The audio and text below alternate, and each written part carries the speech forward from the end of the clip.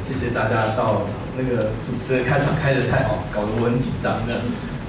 对，那谢谢那个 Richard 这次邀请我过来哦。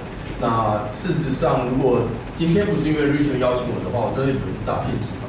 想说我的人生有这么值得跟大家做介绍、跟大家做分享吗？这样。不过后来我跟 Richard 就大概聊过之后，我就比较放心了，对，因为他们今天要骗的不是我的。大家都缴钱嘛哦，对，那为了让大家那个不虚此行呢，我们就是一定要认真的跟大家分享我们的经验这样子。所以如果这边可以请大家麻烦举一下右手。太好，大家右手功能都正常。待会有任何问题的话，就麻烦举一下手，这样子随时问我这样子。这样子的话，就因为我也不想沦为诈骗集团的共犯这样子，因为我想要把我所有我所知道的通通都告诉大家。OK， 好的。那看我的这个标题就知道，我的名字叫俊贤，叫 River。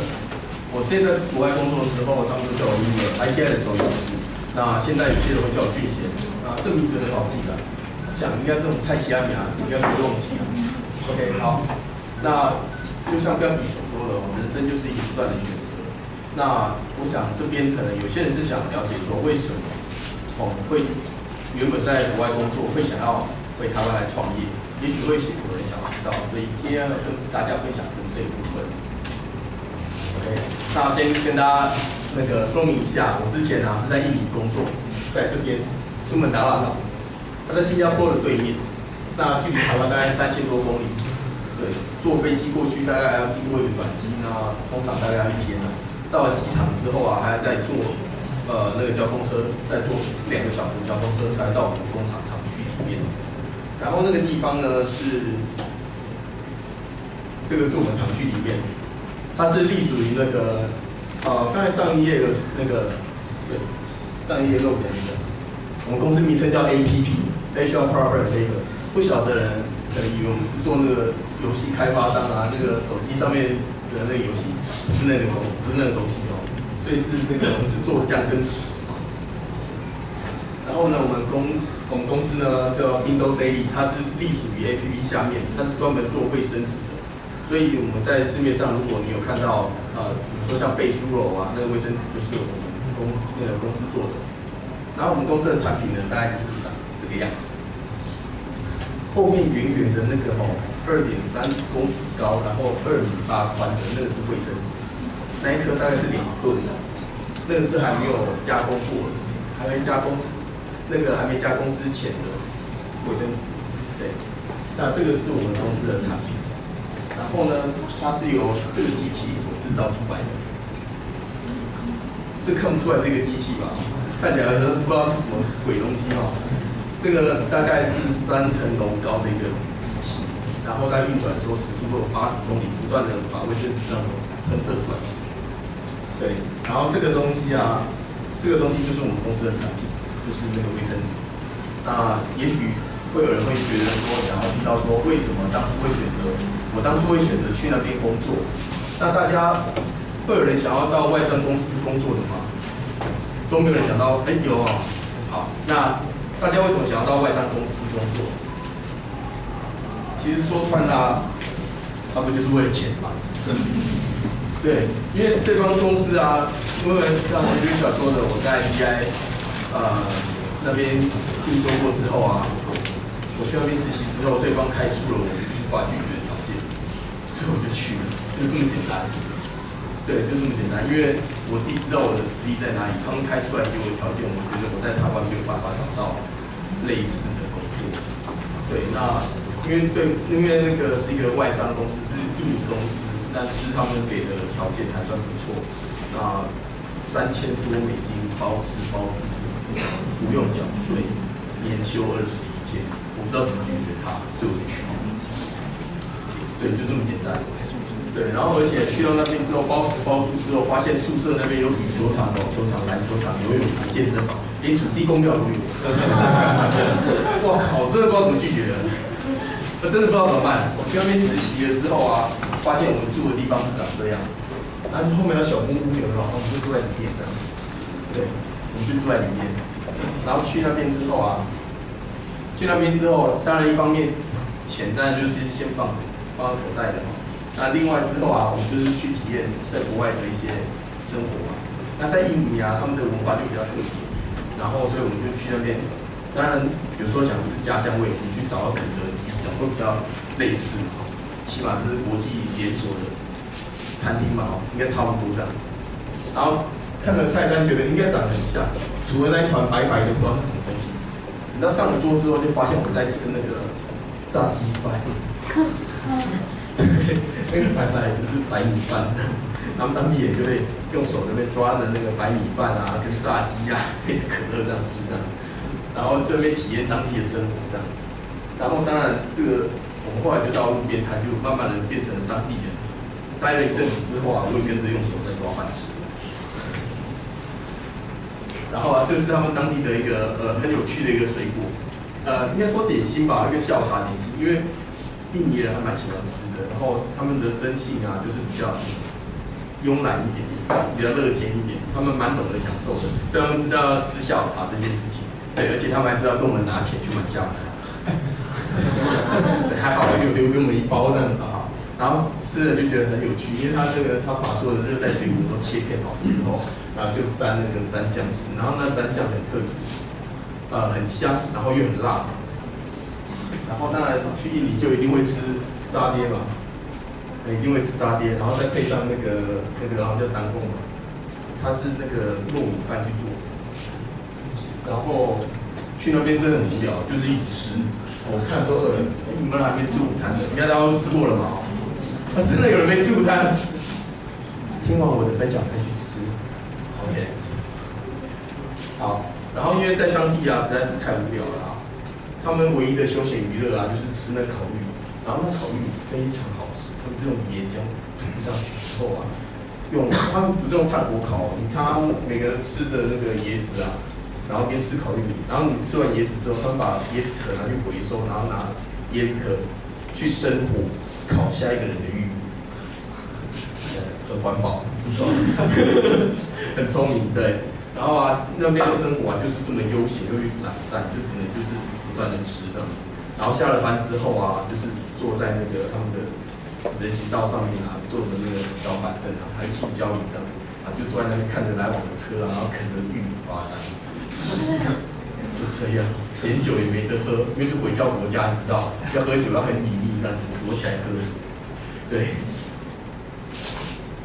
然后我到了那边之后啊，终于要开始讲正事了，那个吃喝玩乐过去了哈，不好意思，吃喝玩乐过去了，我们就开始讲工作上事了，要讲正事的。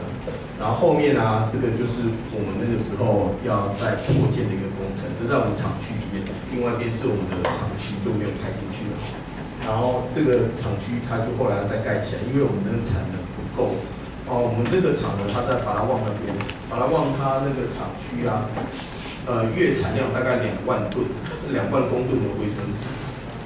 大概什么样的概念呢？2万公吨大概相等于我们台湾的1个月的使用量。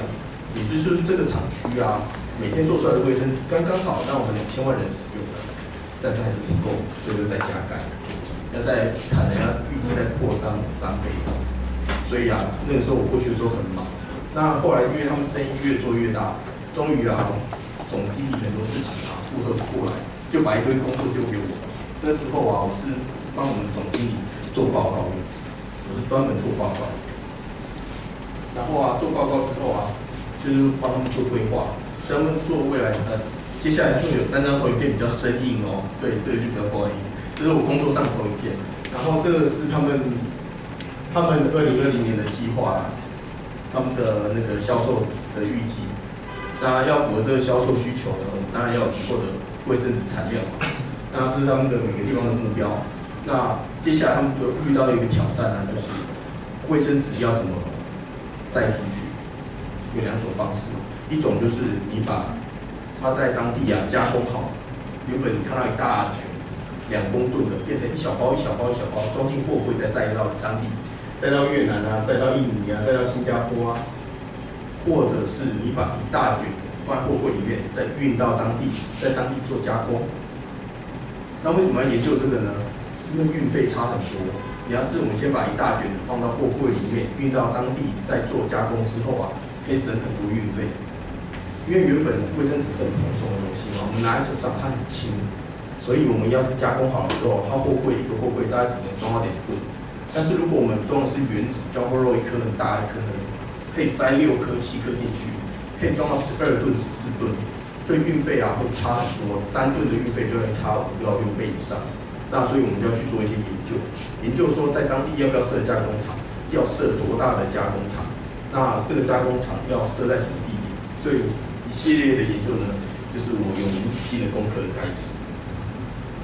我就要开始研究啊，这个国家人口有多少啊？怎么样做运输啊？那竞争者在哪里啊？土地在哪里啊？运费多少啊？制造成本是多少啊？然后我们有多少的 SKU 啊？然后这个我们的那个工厂的 layout 要怎么画啊？然后才能怎么样？然后投资要投资多少钱啊？然后按几年回本啊？巴拉巴拉巴拉，全部包办，差点把我搞死。对，然后还好是因为我主管很厉害，他就告诉我怎么做怎么做。但是我主管是个狮子座。大家有没有狮子座的朋友？有哦。那你知道狮子座那个比较霸气外露一点，很聪明，但是伴君如伴虎，会比较辛苦。对，所以啊，在他的那个严格教导之下，我也慢慢的就成为我们总经理的爱将之一这样子。因为我们那个他训练非常扎实。然后从这个研究下一步啊，这是第3章的耐想再过去的。OK。然后经过那3章之后研究之后啊，因为我们的总经理他会一直被总裁追问问题嘛，因为我们要在那么多国家要设加工厂嘛，这么多国家要设加工厂，那要怎么设？什么时候设？要盖多大？那要放什么机器？产量多少？你人员配置什么时候配置？一大堆的问题，所以我们要做一大堆的功课，所以我们就试着把这些东西给它模组化起来。那把它模组化的过程当中啊，就是我们产能啊，怎么规划啊，然后这工厂要设立多大啊，然后一样啊，就是你 location 在哪里，然后你要那个找到了这个那个工厂啊，大概是画的什么样子啊，连那个要盖1层楼、2层楼、3层楼也要我们想，什么都要想，然后连那个我们的 layout 什么机器怎么配置啊，配置好之后作业员放哪里啊，然后组织架构图会怎么样啊，然后到最后我们招募的计划怎么样 SOP。全部又要包办，然后因为这样子整个下来之后啊，要做的事情很杂很多，所以啊就每天过得非常忙碌又充实的日子。但是呢，忙碌充实只有在上班的时候，等到下班了之后啊，就是又回到在街边啃玉米无聊的日子。然后久了之后，一开始的时候，你知道一开始人啊很容易被那个薪水给满足，但是啊。经济学有学到啊，就是那个满足会慢慢的递减，慢慢递减之后，你就会有其他的想法。对，那在那之前，先讲一些比较有趣的，不然怕大家睡着。我们在那个上班的时候啊，我们做卫生纸嘛，所以一定要聊一下厕所啊，这很合情合理吧？对，好，那上完厕所的时候，男生应该都有经验嘛，上完厕所抖一抖，好。那结果发现，印尼人不是用抖的，我发现他们上完厕所之后手好忙哦。然后我就觉得，在干嘛？我就问我们的学长比较资深的学长，印尼人上完厕所手都不知道在干嘛。学长就说，哦，你有没有看过小便斗？小便斗就长那样啊。我看到小便斗里面有根管子，我说，真的有哎。那管子在干嘛？上完厕所不是会自动冲水，对不对？下来哈。就看到那个管子呢，它也自动冲水。那我说学长不会吧？是shower吗？哦，对，但是手动的，所以你会看到他们手很忙。哇，太震惊了！印尼人真的很爱干净。让我觉得非常的震惊这样子。然后除了这个 shower 之外啊，后来我没有想到，他们这个也做 shower， 然后这个我就无法接受。我说学长，他们不用卫生纸也就算了，用这个冲怎么弄啊？然后他说反正你就弄就对了，可以弄很干净。我有一次试着做了，很难不把鞋子跟裤子弄湿。到底要怎么做啊？一直是个谜，一直到我现在离开，我是不懂他们到底怎么处理的。这个我实在是非常难以理解的，一直到现在是个谜。然后啊，在当地啊，就是体验了一些文化啊，比如说他们怎么那个婚丧喜庆啊，他们那个是他们的，应该看得出来是迎亲啦哦，是婚啦哦，不是后面的那个哦，是结婚啦哦，对，穿的像那个国王一样。然后这个就是我们的总经理，总经理不是中间那个哦，是右边那个哦，好，中间那个是，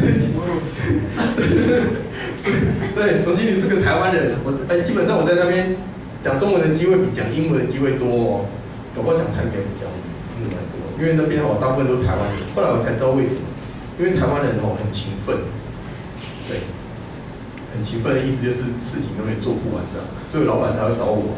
因为他事情做不完，他就丢给我啊。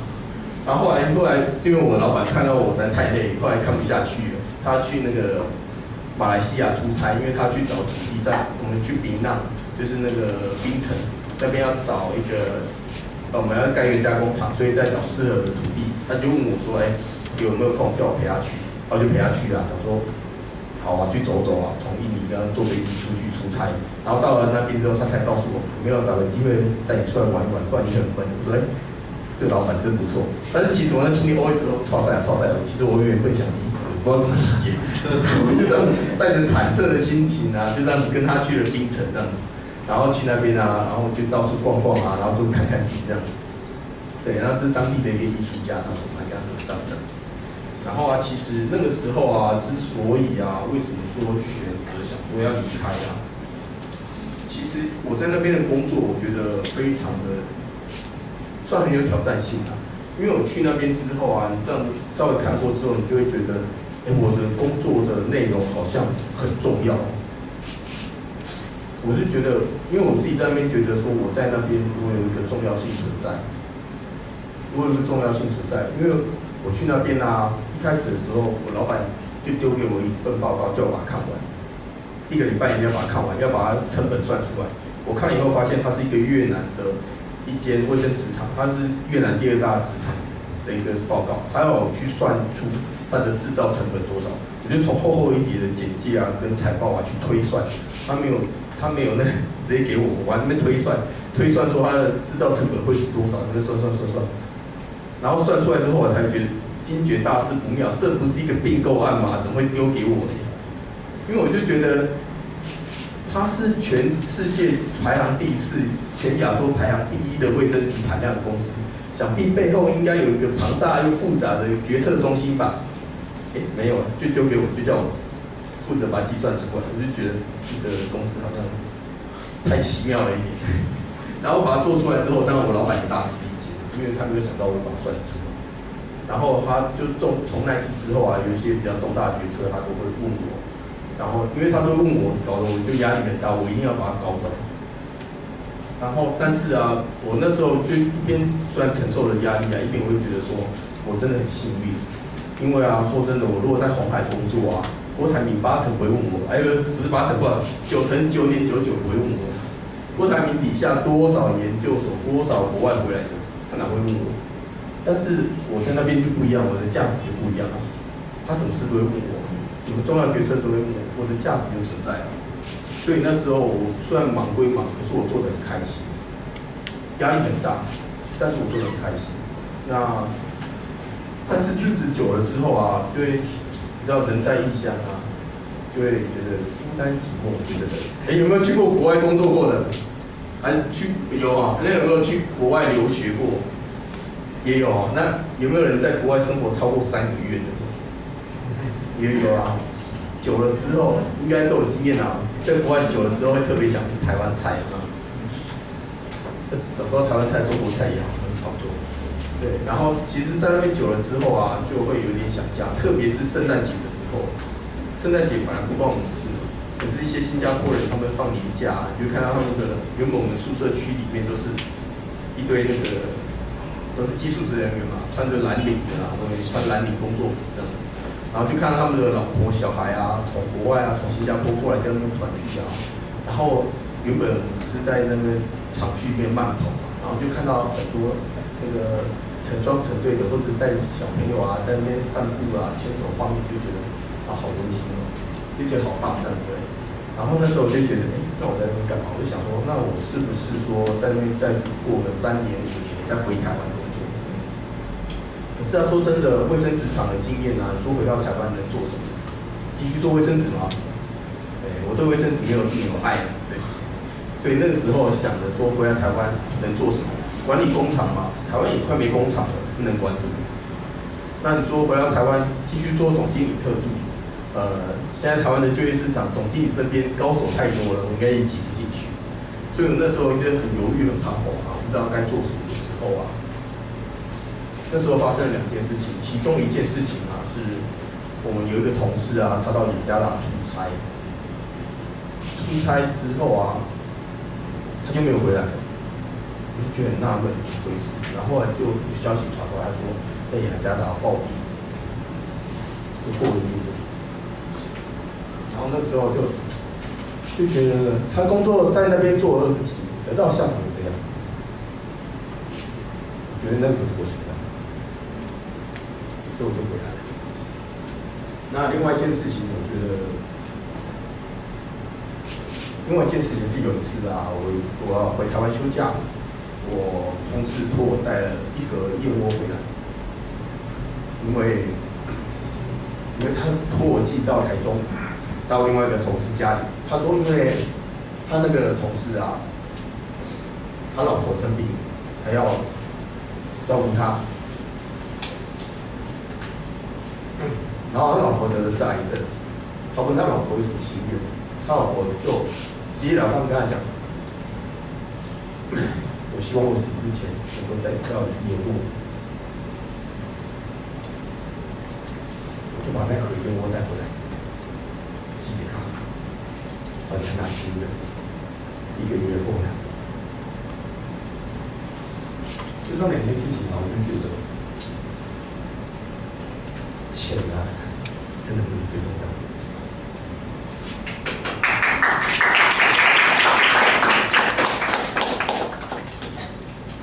然后这是那个我们的整个团队啊。这个是那个上一张是这个我们的主管，中间那个是我们的主管，他超强的，对，但是应该看得出来那个，应该也看得出来他也是蛮有威严的。君子不重则不威，都要去我永远怀念。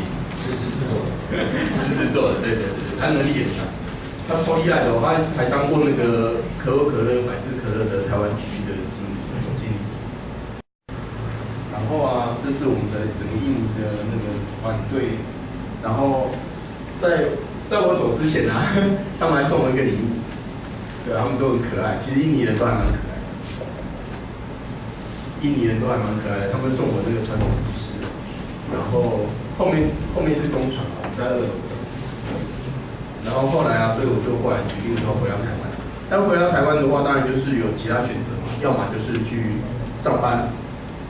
要么就是还有另外一条路可能去创业，因为那个时候，我的女朋友啊，他们鼓励我出来创业，然后我想很久，那也试过几次的面试机会，后来就觉得，其他那些工作啊，大部分都不是我想要做的工作，那要么就是要我外派再到其他国家，要么就是一些比较我不想做的工作。那因为我既然要选择回来台湾，我当然不可能再去外派其他国家。那后来，所以我就选择创业，我就开了这么一家店。那店呢就开在昌吉街92号，在大同区公所的对面。那这是一个营养俱乐部。那我想贺宝福应该大家都有听过吧？哦，大家都听过吗？有人没听过的吗？哎，真的没有人没听过，全部人都有听过，我好惊讶。我好惊讶，对，那所以应该也有一些人在营养俱乐部用过餐的，都没有吗？太奇妙了吧！大家都听过贺宝福，但是都没有在营养俱乐部用过餐。好的，那跟大家介绍一下，其实开门见山讲，我们就是卖贺宝福的产品。那但是呢，因为大家都知道贺宝福它是传直销的东西，那但是一般来说传直销的东西对大家来说会比较有一些负面的印象。那但是我们想让大家了解产品的好，但是又不想要让它有被那个负面的印象啊所影响，那所以我们就尽量淡化它，我们就不是用传统的方式来经营二宝福的事业，因为传统方式经营的话，一般你可能想要传直销，你想到就是你在路上莫名其妙被一个人拦住，先生，小姐，有没有什么需求？好，带你到楼上办公室，好，然后3、5个人围着你，好，你没有买东西不准走出这个门。但我们不是这样做，我们就不是这样做，因为我们做的就是让客户了解说那个产品。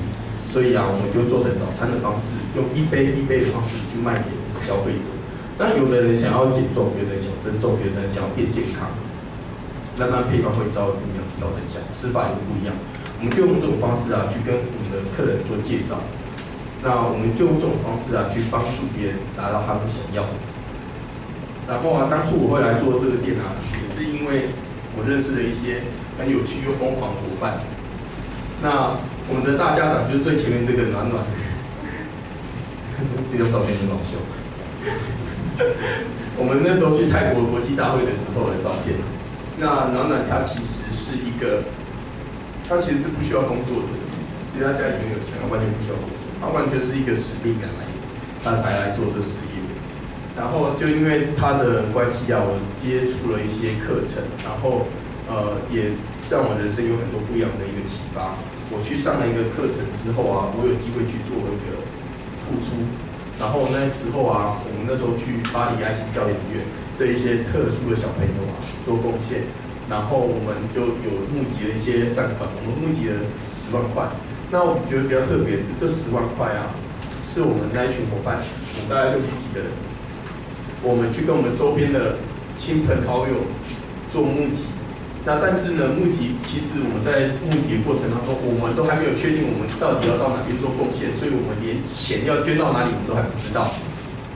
但是我们还是要开口去募集，结果我们还是要募集到了一些金钱。然后这件事情让我有一些启发，我觉得其实你真的想要做一件事情你只要下定决心，你就一定做得到。